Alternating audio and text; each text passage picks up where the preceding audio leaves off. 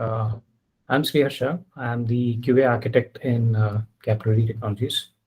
Been here for almost 8 years, and along with me, I have Nayan Gaur, who joined us as a principal architect a couple of years ago. Hi, folks. Right. A little bit overview about our company.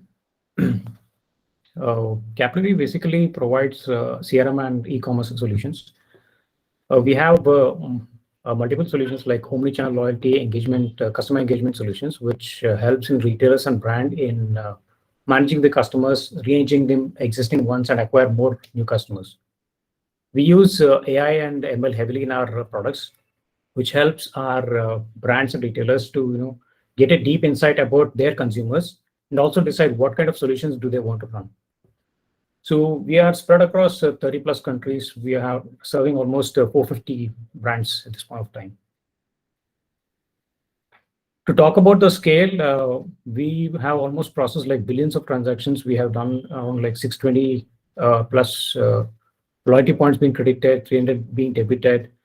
The amount of, if I had to give a small glimpse about what is the volume we have spent almost like 150 million messages in just 2 hours during the new year. So that's the kind of scale we are running through. Now, how do we want to run that? So just to talk a little bit about the tech stack. So we are fully multi-tenant architecture.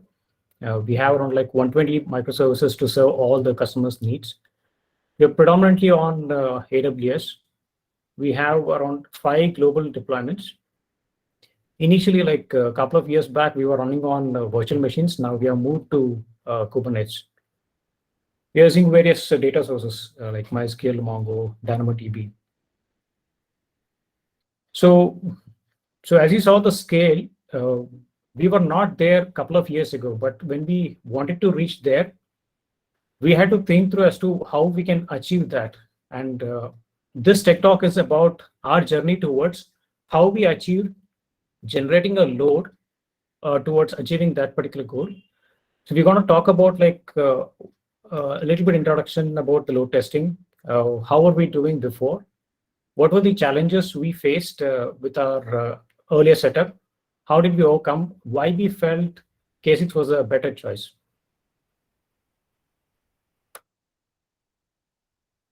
So a little bit about the basics. So why do we even need load testing at all? So imagine we have a customer who wants to go live with one of their application, and they have a requirement saying that 1 million users will be hitting on day one. How do we ensure that on day one, we can successfully launch the product and ensure that all the customers are able to transact smoothly?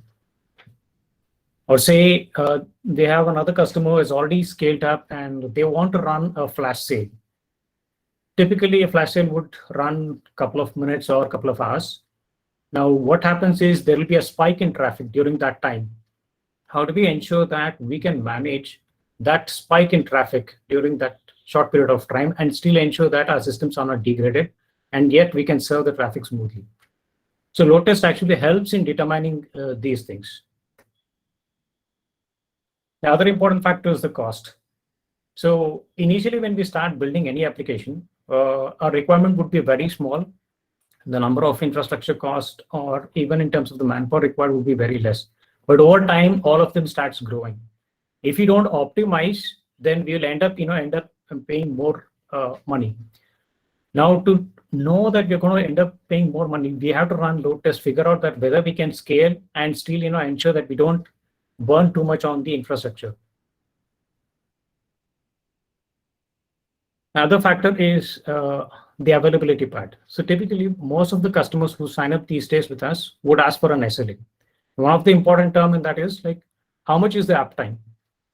So if you have to guarantee that during the course of time of the service, if we have to have a good uptime with all our releases and all of the issues, we have to ensure that our systems perform really well. So this is one of the other important factors why load test will help us. Finally, the customers themselves. So we build all these products so that we can serve the end consumers. And if we don't ensure that the customer satisfaction is not met, we won't be able to survive for long. So Lotus is actually one of the kind of tests which we have under the performance umbrella. There are multiple types of tests which we can do. I'll just quickly walk through all of them. So Lotus typically says that you're going to perform a defined load, say like 10K RPM I would like to serve with, say, 2000 concurrent users. And we run it for, like maybe a couple of minutes or maybe an hour. And then we say, okay, whether the system is performing, whether we're getting the required latency, whether there is any issue with the memory, overall system performance, we can definitely figure out. Then there is something called as a stress testing. So what we typically do here is with the defined system hardware and the software, whatever we have, we start, increasing the load even further. We know that it can hit 10K RPM definitely. But if what will happen if we go up to 15K RPM, or if we increase the concurrency to, like 3000 instead of 2000, whether system will be able to still perform or not, what all things will start degrading. So we try to have an upper benchmark on that. So that'll give us some good picture about, like what is our current state and to what extent we can serve more. So then another thing is the spike testing. So in this, typically, this is useful for the flash sales. So in this, what we do is we kind of have a load test, say around 10K. We say that we scale up to like 2x or 5x. So we scale up to 50K RPM for, say, a couple of minutes or hours. Then try to figure out what are the parameters which got affected, whether all the APIs or the microservices are able to perform, whether there is any choke on the DB. So you can figure out those things. That apart, then you have soak testing, also called as endurance testing, which basically tells like a defined load test, if it is run for hours together or say days together, how does it behave over time? Like, is there any degradation in the latency, or do we see any kind of change in the memory, or do we see any kind of connection issues with the DB? Finally, we have the volume testing. So this typically is applicable for the production kind of scenario. Like we try to run our load test on a KV environment, but that doesn't give us the complete picture. On say when we start initially, we will have a very small customer base, and even the amount of data what we have will be very less. But over time, we would have acquired a lot of things. So the data what we have would have been so much that the performance would start degrading because there will be a lot of IO on the database side also. So the volume testing will help us determining that part. So with these kind of things defined, we'll just quickly walk through like how do you even start with a load test. So initially you start gathering with basic requirements like what are the top business use cases which you would like to have, which quantifies for that. And what are the APIs associated with that, or what are the other calls which would require, which we have to identify. Then comes the criteria definition. Like for a given set of APIs or given set of user flows, how do you even justify that we're gonna achieve that required target? We'll have to state that most of our API should fall within 1 second in the 95th percentile. Or we will say that the error rate when we are trying to load test should be less than 5% or 2%. So all these criteria will help us understand what we can say that system is sane or stable. Then comes the planning. So in this phase, we're gonna figure out like what kind of hardware configuration, software configuration we would need, both on the application side and on the load test generating side. And we can even plan whether we'll have some kind of test even on the actual environment also, because the kind of changes which we will find or running on a QA versus the actual production cluster would be way too different. So once we are finalized with all those things, of course, we need to even plan for what kind of tool we would pick and how do we go about customizing things. So once we have planned all this, then comes the execution phase. So in this, you kind of start having a system where you can repeatedly make whatever load is defined, and we should have an ability to keep scaling over time. Along with it, we should even have an ability to visualize how is the system performance. We can try relying on the client metrics. Most of the load test tools do provide that, but it would always be a good idea to rely on the server-side metrics. So it's good to have a dashboard like Grafana or Neuralink, which kind of gives you a complete picture about the overall system. So with that in place, then we start running the test multiple times. So you will typically have iterations because we'll hit bottlenecks in various areas. So we kind of fine tune things or fix a lot of issues, then again deploy the application, again run. So this kind of runs in iterations until we achieve the desired result. So that kind of gets defined with the acceptance criteria itself. So finally, once we are done with that entire cycle, it is good to have this integrated with the pipeline, CI/CD pipeline itself, because over time you will be able to figure out how your application is behaving. Has it going to degrade, or any changes is actually helping us, improve certain systems or parameters. So another topic which I want to touch base is the service part. Why we thought the load test should be available as a service. So if you take a look at a couple of years ago, the way we were trying to operate the whole system, even in terms of the release and even in terms of the engineering process, that like we couldn't even think that we could scale to the level what we are today. A simple example would be like, our release cycles used to have like 50% of the developers and 50% of the QAs to sit in the midnight, try deploying it, figure out what is working, what is not working. And then we used to, even next day we used to sit and figure out if there is something going to break. So with that mode, we could not think of scaling further because it was hindering a lot of things. The amount of time and manpower what we had was becoming a bottleneck. So we had to sit and redesign our whole engineering process itself. And along with that came the shift left. So in shift left, we get the ability to, break things and understand how well the system is. We can ensure that the quality of the builds which we get out of the developers itself will be very good. So by the time it came to the QA environment, we could, polish it very well. And the amount of bugs got drastically reduced.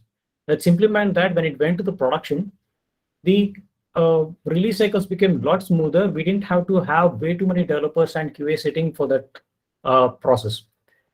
Now, along with this, we introduced multiple types of tests also, like chaos test, load test, all of these. So one of the challenges we faced is like we were running it independently, but then with the shift left, we wanted everyone in the team should be able to run it without having a dependency on the others.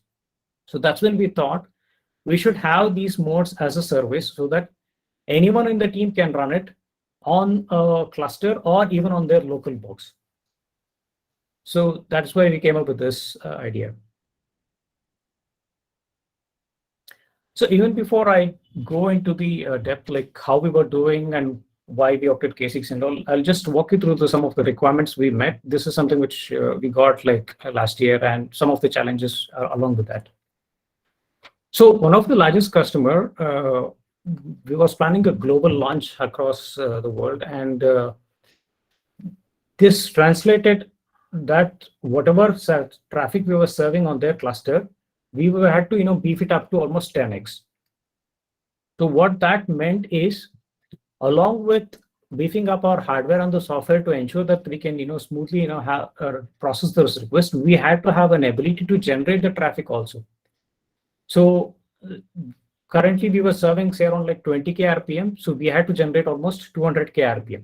So what that meant is like we didn't want to spin way too many pods just for spinning this rate. We had to have a minimalistic set, so that should be like almost 1k RPS or like around 60k RPM per box.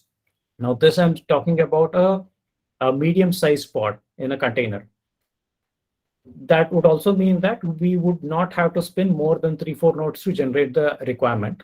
And even with increase in any kind of virtual users or in terms of volume and all, we don't have to really burn more resources, infrastructure.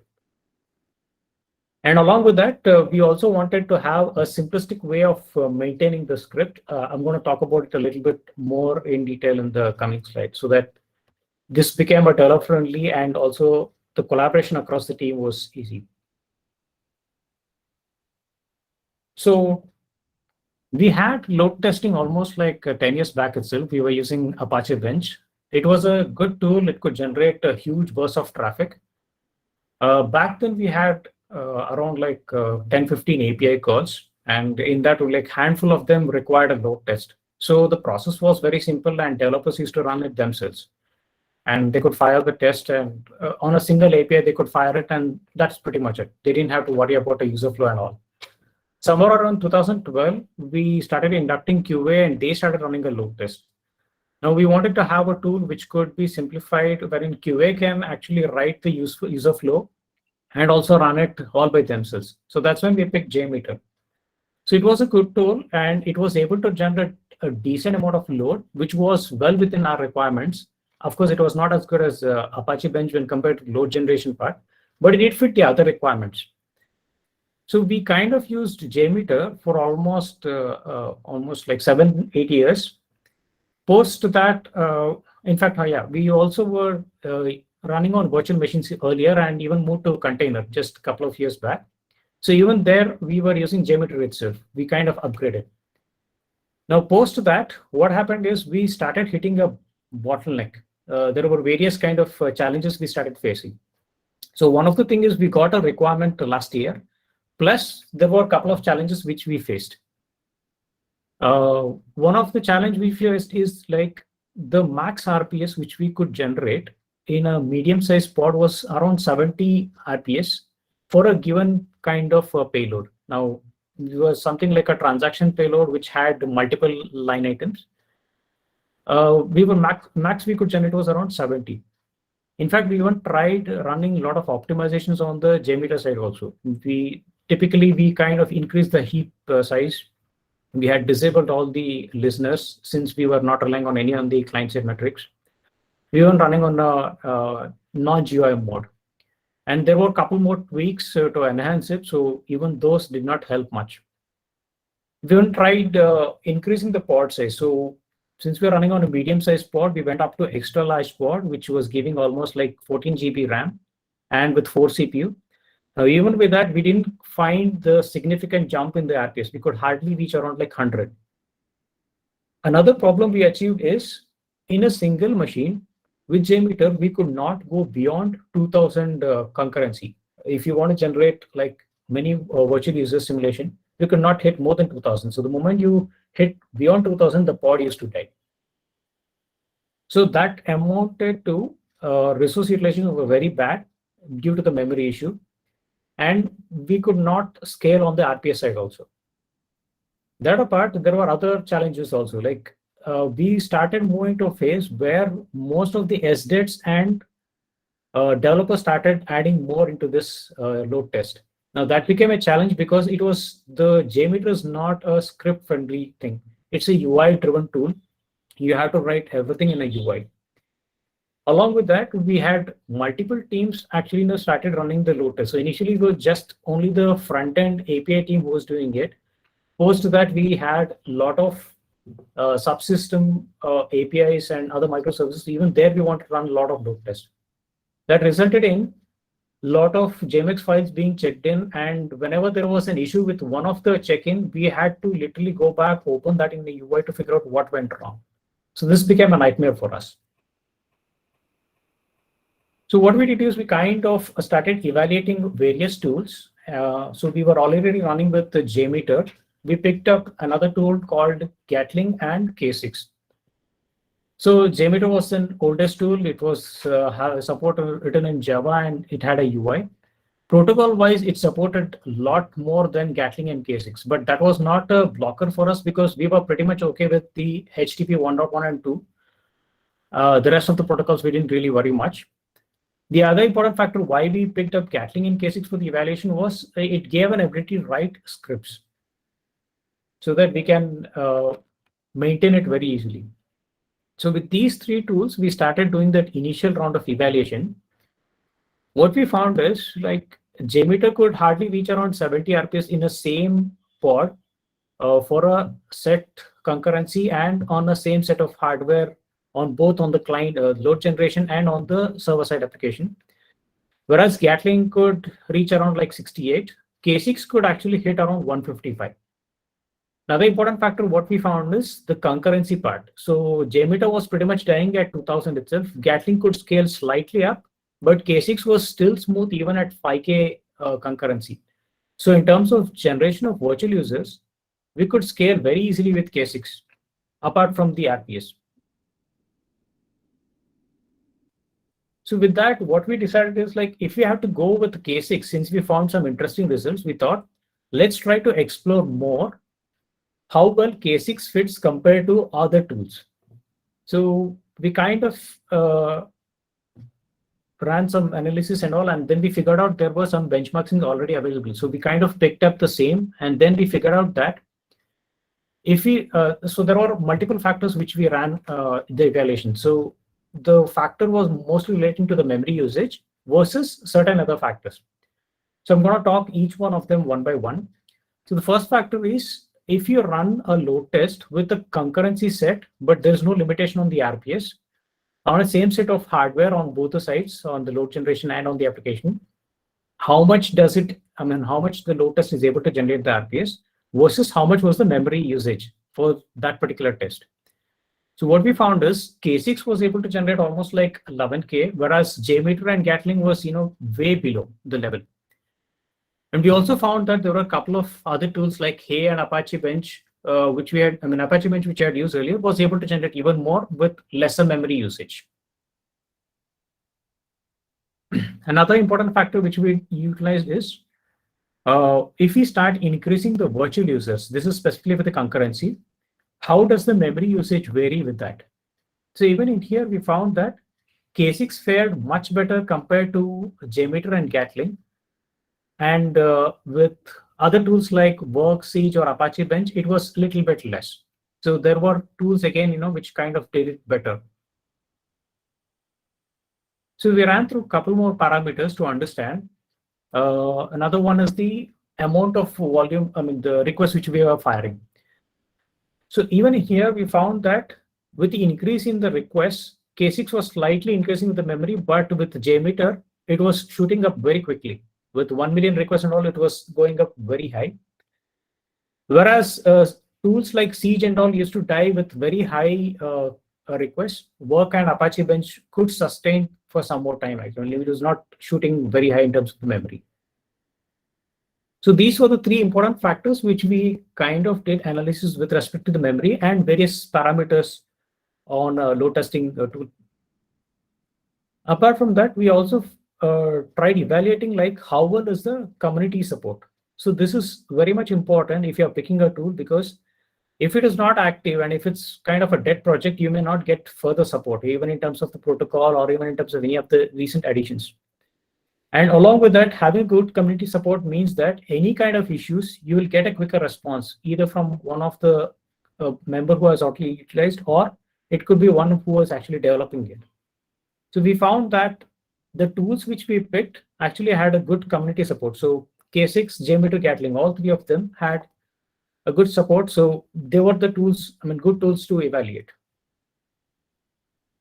So overall, what we found is there were certain parameters where K6 fared compared to JMeter and Gatling. In fact, all the parameters JMeter K6 kind of did well. And there were a couple more tools like Berg, Apache Bench and all did fairly good in other areas. But there were other challenges with Apache Bench or Work. They were scriptless tools. Like, you have to fire with a specific set of commands. And if you have to manage them with our kind of flow, wherein you have a user flow, it would require a lot of customizations. So that's when we decided that we need to have a flexibility and a balance between on the load generation part, and also in terms of flexibility that we should have an ability to write everything in script, and it should give us flexibility to generate a user flow. So that's when we decided to go with K6. So to say on an overall, on a high level, K6 had a better resource utilization. So compared to the JMeter and even the Gatling, the JMeter uses the concept of one thread per virtual user. So that kind of screws up the memory usage. Whereas in K6, we have the coroutine function. So spinning more concurrency is a very simple thing for that. Second important factor was the concurrency itself. So we could simulate almost like 10K concurrent users with very less memory usage. And another important factor was having it as a service. So JMeter was not a great tool when you have to have, if you have to write everything in a script mode. So K6 kind of gives the ability to write everything and maintain it much easier. So even across the team, we could share a lot of things, like whatever load test had been designed. we could easily share, and they could borrow a few pieces and inculcate it within the other areas. So it became very developer friendly. Plus the code check and all was very easy.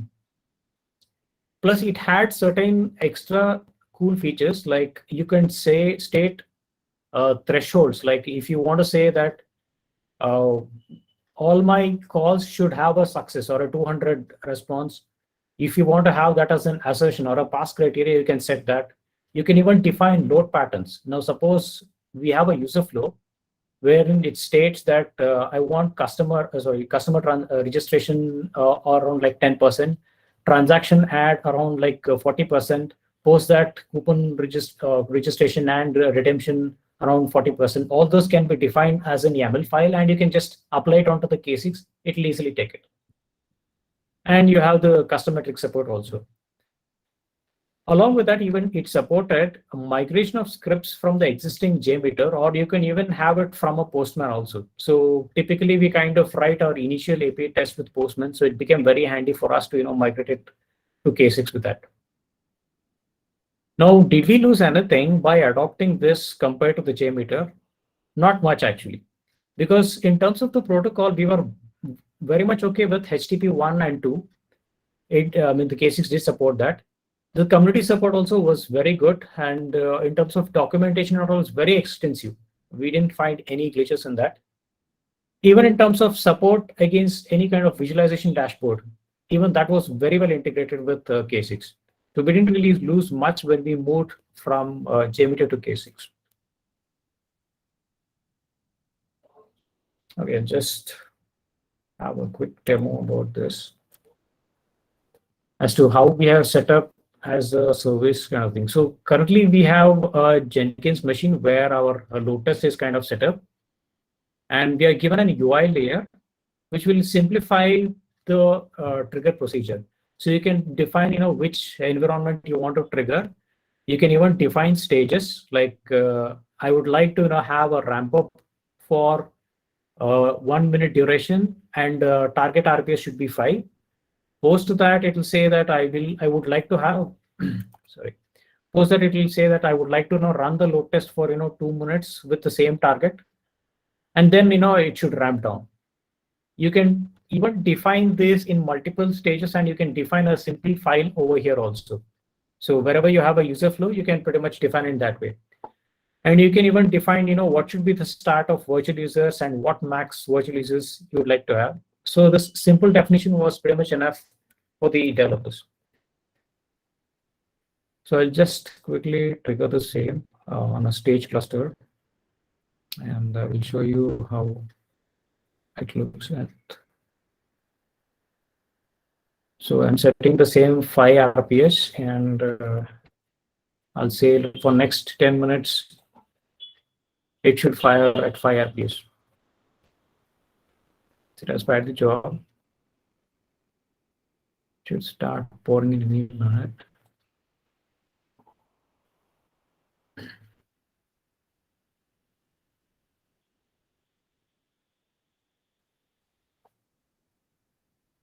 It'll take roughly around a minute or two to start reflecting the neural link.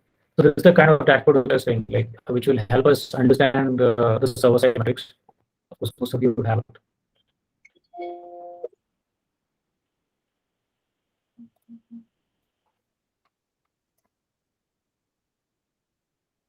Folks, in the meantime, if you have any questions, comments, you can post in the relevant sections here. I think we should be able to start the Q&A in another 5, 10, 15 minutes. So. Yeah, so this is the ramp up which is happening, and post this it will start generating the lower consistent. So RPS was set to 5, so you'll see around like 60 plus in here. I'll just show you the other one which I have triggered to simplify the thing. So this is the ramp up which was done, and post that it will run for 10 minutes, and then it will ramp down. So that's the kind of pattern which we had set. So this kind of simplifies the way we could generate the traffic. Even we had, like for specific customers, what were the various patterns? We kind of identified understanding their the traffic, and then we kind of simulated the same thing within our files, and we used to apply that as an ML file to the K6. we had given that YAML file entry over here in the Jenkins, and developers could repeatedly trigger it.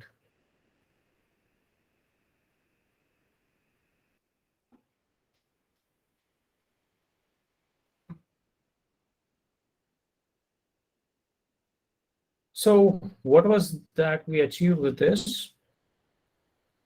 So we could easily generate the load. Our requirement was around like 200K RPM. We could generate up to 258K RPM with just 2 pods itself. Of course, these are extra large pods, 14 GB max.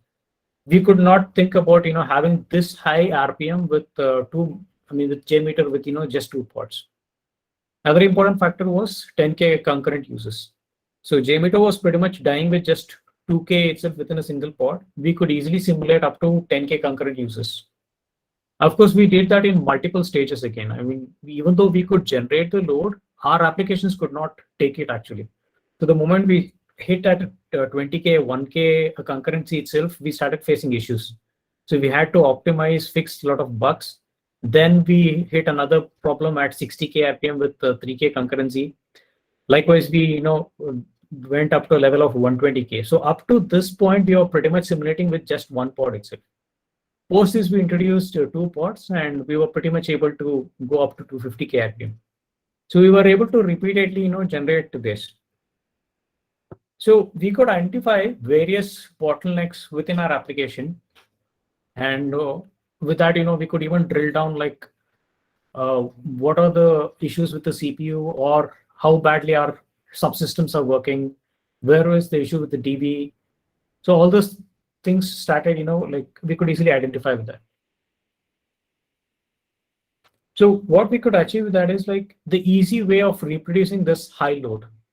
So the stages which I was talking earlier, the ability to generate it repeatedly gives the developers the ability to run it anytime at their wish, and they could fix the bugs, and they could deploy and retest it again. So the dependency on the QA kind of dropped drastically. So along with that, we kind of did a lot of optimization also. There was a lot of cache related optimizations which we did, and along with some code optimization, which kind of dropped the latency by almost 40%. And the CPU pattern was highly erratic with the load, whatever we were able to generating earlier. So with all the optimizations, we could see that we could predict the CPU usage, and it was very less post optimization. Of course, there was a big improvement on the server cost and the reduction in the bandwidth also, even though we were serving the traffic 10x. So some of the optimizations which we did, I'll just briefly walk you through. So we had defined SLAs for our single calls actually. So when we say like customer get should respond within 1 second in the 95th percentile, or transaction should respond within 1.2, something of that sort, we were talking only about a single. Now there were bulk calls also where we had 20 or 30 being bunched together and being sent.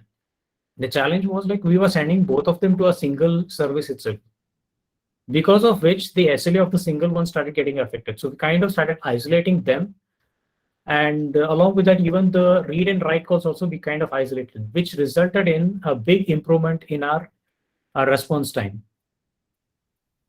Along with that, we even added some caching strategies. So across the channels, like the web and the mobile and all, there were a lot of duplicate requests which were coming in. Adding a caching over there kind of improved the read calls. So there were multiple issues with the database actually. So whenever we start firing a huge amount of load test, it's not just the main service which will get affected. All the subsystems also will start getting affected, and along with the main service, the subsystems will start making connection to the DB. We found that there were multiple places where the same amount of data was getting fetched from DB, which resulted in like database going into a toss. And the amount of connections we made, both from the main service and all the subsystem, it was way too huge. So we kind of optimized that. We'll have a common connection manager pool, and it will get shared between all of them. So that kind of reduced the load on the DB, and yet we were able to serve all the traffic from the DB. Another place where we kind of optimized few things is on the logging also. So there were a couple of places where we had a synchronous thing, so we moved it to asynchronous. And there were a couple of subsystems which got mainly affected because we were printing way too much of stack trace information. So we kind of made it as an optional parameter, disabled it for the regular flow. That improved the CPU usage big time. So there was more actually in terms of the optimization. So there is a reference link which I've added in the end of the slide. Do have a look at it. There's a blog which is being written on the same. So what is the next steps which we are planning? Of course, we are planning to have it with the CI/CD pipeline. This will help us identify how our application is performing over time. Currently, we still have it in a manual mode. We kind of trigger it whenever we need it on the fly. The second thing is the ability to scale it as a pod itself. So as you saw earlier, we were running it on 2 extra large pods. We don't need to generate 250K RPM most of the time. Whenever there is a requirement as such, we do generate. Otherwise, our RPM request is very less. So having an ability to scale along with the pods would make it more sense. So we are planning to introduce that. Third thing is having it in a real-time way. So currently, we kind of try to understand the traffic pattern on a particular cluster and then capture that pattern, apply that in our case by writing it manually. So we want to have it in a realistic way wherein we can capture the traffic and then plug it into the K6 itself with a shadow writer kind of a thing, so that the traffic will get shadowed with a real-time thing, and we can also run a performance test.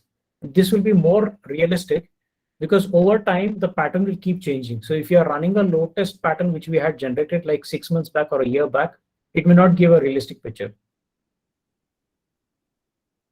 Finally, have some AI for our measurements also. So currently we have introduced a simple check that we kind of run our load test on the production clusters every day. Now, over time, we might see some kind of degradation. How do you even measure that? We use the latency factor. Now, with the latency factor, we say that if there is a change in latency of say more than a second, which is kind of compared against last 10 days runs, which is kind of averaged again on of the 95th percentile. If you see more than a second, we kind of highlight it via some kind of a communication channel. So something similar we would like to induct more so that we can understand better when there is a drastic change in the performance metrics. Yeah, so that's pretty much about what I had to say. So there are some references about our blogs. Kindly have a look at it. It will give you a better picture like how we are running a load test and even scaling our system with that. Folks, any questions? Yeah, I think there's a bunch in the Q&A section here. So, okay. I think the first one is from Gaur KP. Is chaos testing same as spike testing? So, Nayan, No. Yeah, sure. Nayan, would you like to pitch in? Yeah, sure. So, hi Gaurav. So this chaos testing is basically what you are trying to do is you have a various components and resources in your distributed system. So there are two levels of chaos testing. One is at the infrastructure layer, and another one is at the application layer. So when I say infrastructure, so there are different components like DBs. You have different microservices. You have different messaging queues. So you want to try you can say creating a chaos into your whole system and try to see that how your system would behave if any component breaks down. So it's a very systematic approach, or it's a whole new engineering which is getting more popularity into software engineering, where you have to actually control the blast radius of your chaos which you are projecting into the system. So one is at the infrastructure layer, another is into the application. So you have a different functional use cases, end-to-end journeys, where all the components are, you can say, interacting with each other. So you have different microservices as well. So now you pick up one journey, try to just make a chaos into those journeys, and try to see if your system would be able to recover from those failures, how quickly it will be. is there any data losses? So this kind of you can say testing would be a chaos testing into your system. So it's a kind of a chaos engineering which you will be applying. So there are various tools, various libraries, various processes to attain those kind of chaos testing. Now, I think I will add up into these, into which will cover the second question as well, which is saying key, can you speak more about chaos test we're doing and setup which required? So yeah, so setup is basically there are various tools in the markets. AWS independently provide the chaos engine, fault injections. Now every cloud provisioner is providing those capability, and you can build up on your own chaos engineering tool as well, because you have the leverage to access those resources and you can break down the things. So that depends ki how your use cases are custom, and how you can go ahead with the various tools and libraries. Like you said, Netflix has a chaos monkey, and we were using actually the chaos mesh library, which is very much integrated with the Kubernetes resources. So because our infrastructure, infrastructure is deployed via the Kubernetes library, so I think that was more good for us to adapt it into. So I think that answers that question. Gaurav, Ashish.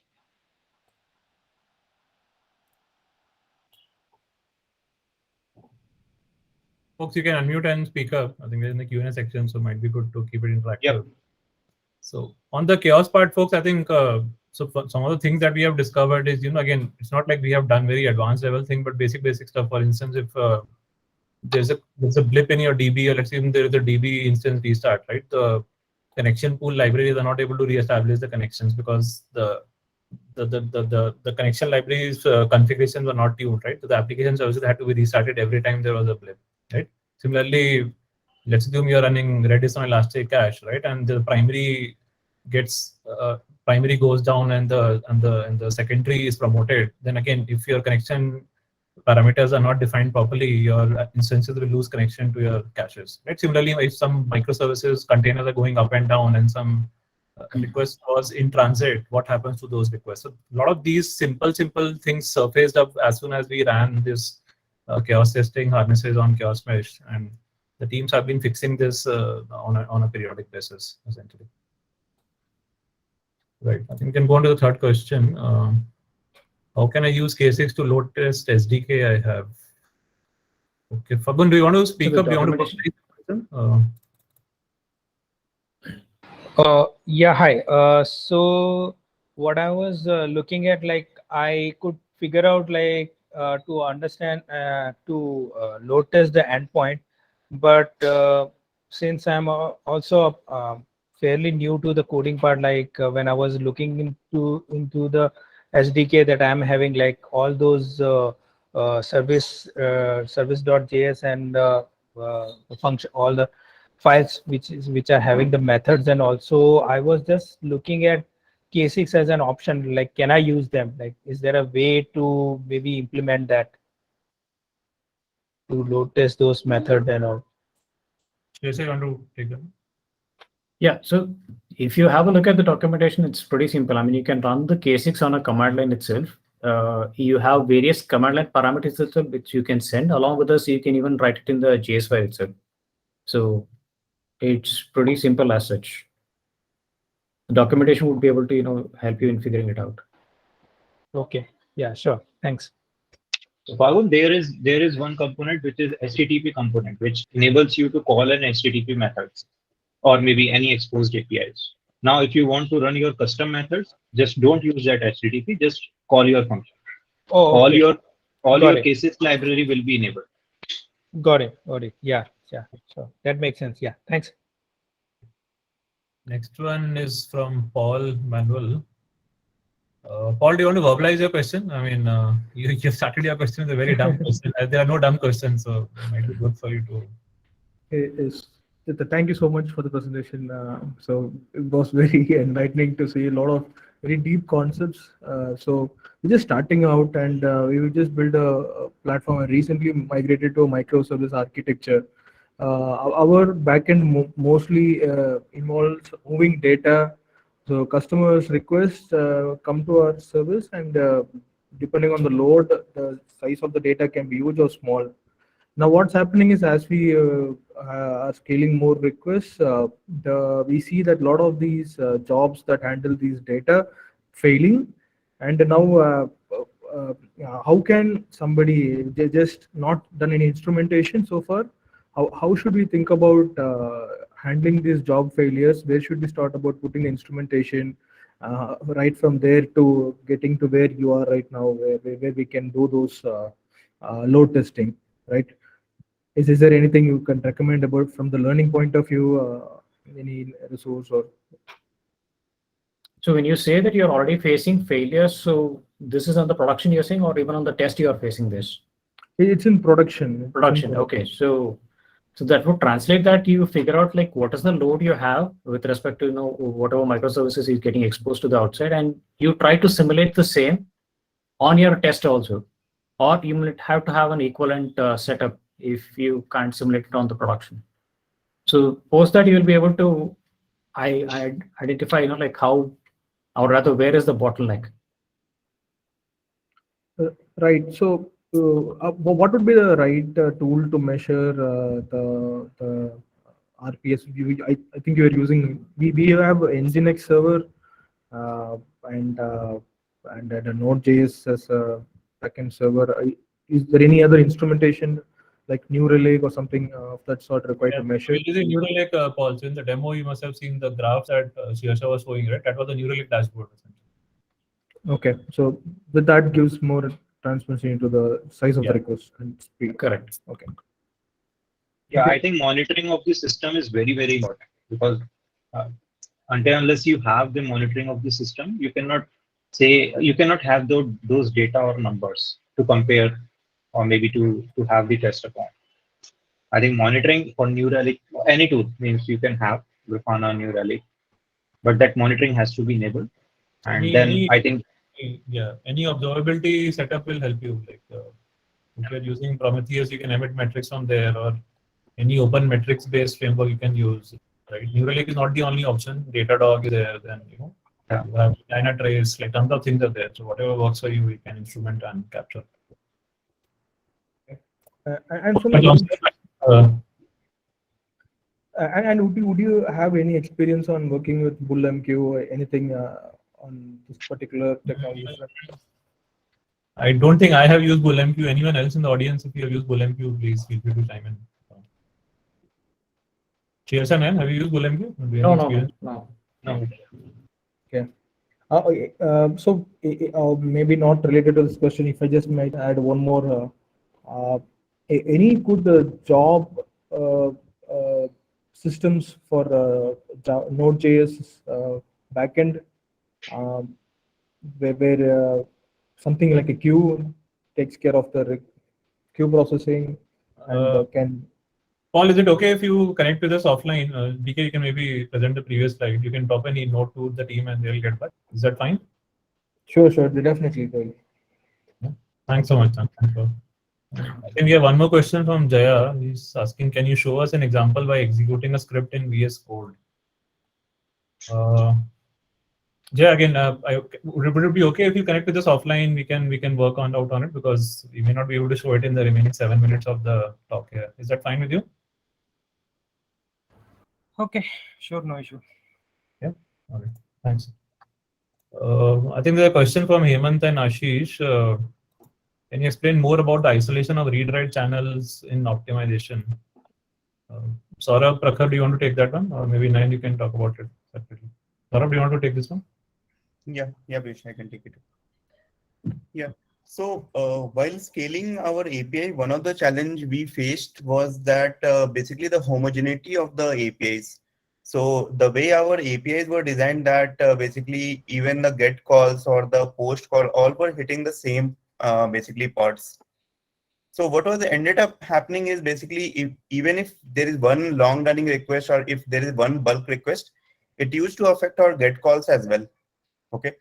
So while scaling, what we figured out is whatever we were trying to do, basically, it was not giving the definite results which we wanted because of as in such kind of different kind of traffics which we used to encounter.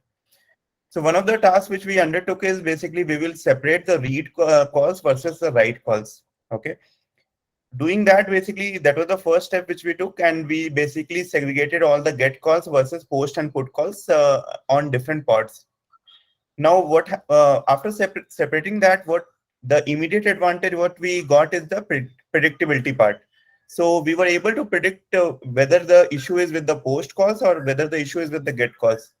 Then we were also able to predict very clearly that basically the kind of the threads which basically were waiting for the resource, or basically the requests which were not getting enough threads, whether these were waiting because of some long running post calls, or there are some get calls which has issues. So that was one of the steps which we took. And after doing this, what was extremely helpful for us was basically we were able to identify that what are the long running requests or the post call which took time, and we were able to say that our get calls was not the one which had lot of issues, right? And then we were able to separately basically diagnose all these post calls and fix them one by one. So that is something which basically the isolation based on the access pattern gave a lot of advantage to us while scaling. Yeah, so let me just add to that, folks. So see, ours is the multi-tenanted platform where we serve customers with different kind of configurations and the structure of the core constructs of the entity. So let me give you an example, right? So we work with the customers in the hypermarket segment, right? Over there, when they submit an invoice or a transaction to us, that contains 80 to 100 line items, right? Because if you go to a hypermarket, you have this whole cart filled with items, right? So if you're processing invoice of that big of size, you have to do a lot of computation, you have to do a lot of IO and everything, right? So this imposes a different kind of compute or not computer, the different kind of a demand on all the microservices that you have in the path, right?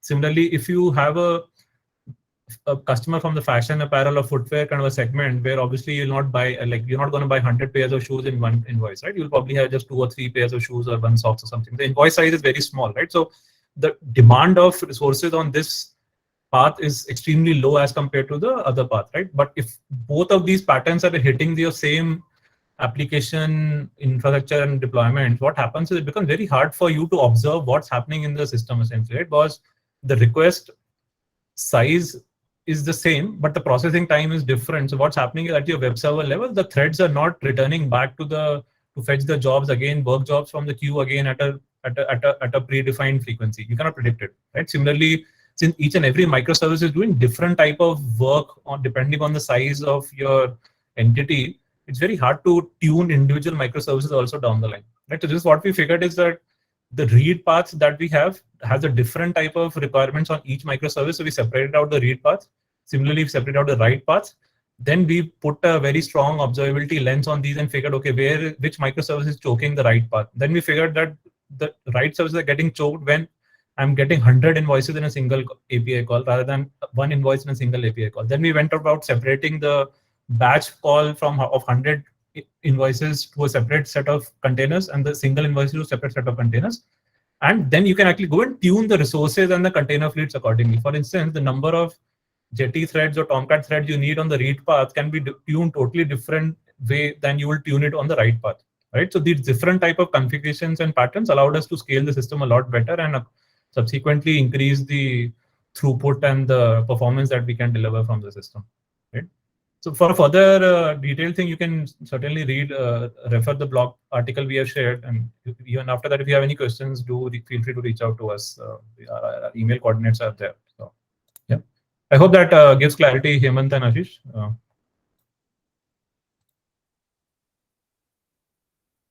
Okay. So Shiva, you have a bunch of questions. Is isolation at app level or DB level also? Yeah, it's at app level largely, Shiva, at the point, because what we figured is, so our database is, our primary data store is MySQL running on Aurora, and Aurora has been able to scale fairly well, and DB has not been the choking point. It has been largely the caches, the application services, and the other nuts and bolts that come in the path, right? Like your DB connection sizes, your cache TTLs, right? Yeah, then the number of threads which warm up when the container comes up. So we have not gone to the point where a DB is choking at the moment. essentially. Yeah. So Shiva, there's another question. Did you mention that you route write calls by size as well? Saurabh, do you want to answer that, the routing path? Yeah. So on the routing part, basically, the way we have designed our system is we also have a routing layer, which is called the API gateway. So at API gateway level, we have the provision to route the call based on the content size. Okay. So while segregating all these pods, the read pods and the write pods, we also identified the request which content size is extremely huge. Like the case which Piyush mentioned, where a transaction is coming with 100 line items, right? So we wanted to treat these requests differently. So we also created a dedicated pod for all these bulk kind of requests. So this also helped us again in basically creating a homogeneity across our APIs. Did that answer?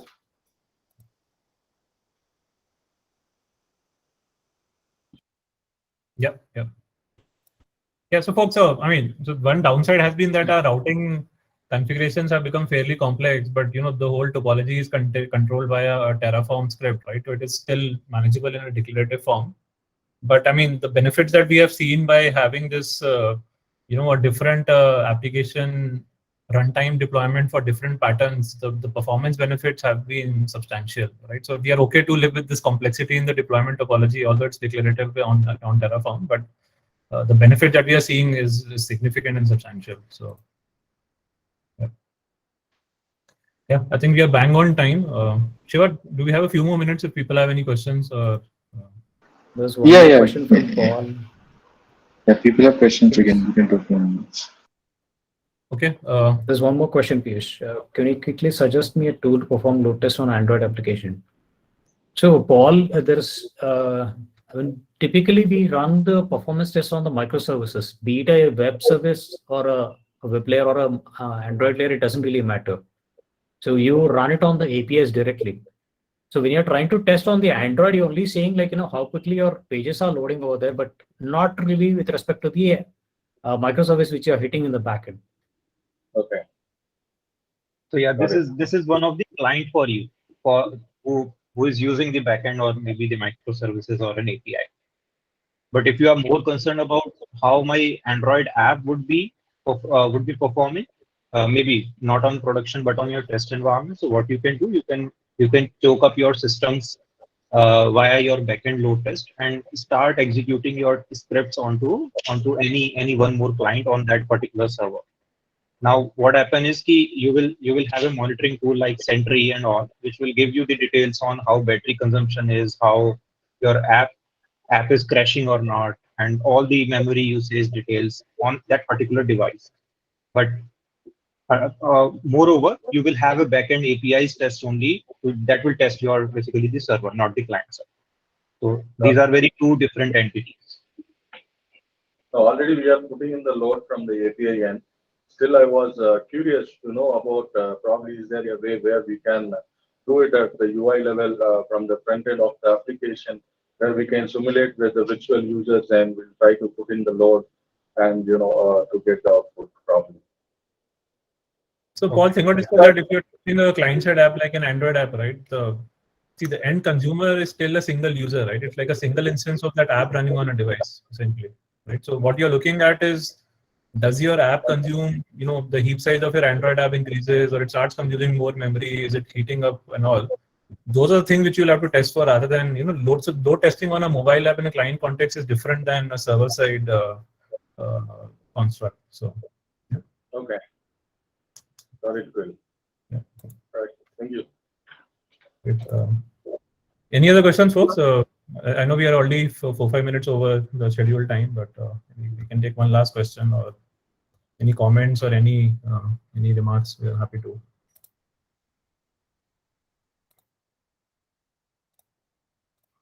Okay. Shiva, I guess we can. Yeah, thanks so much, Sriharsha and Piyush, Saurabh. It was very useful. Thank you. Bye. Yeah, Thank thanks you. so much for taking the time. That should be very interesting. Thanks, everyone. Thanks. Thanks. Bye. Okay, thank you guys. Bye. Bye. Bye.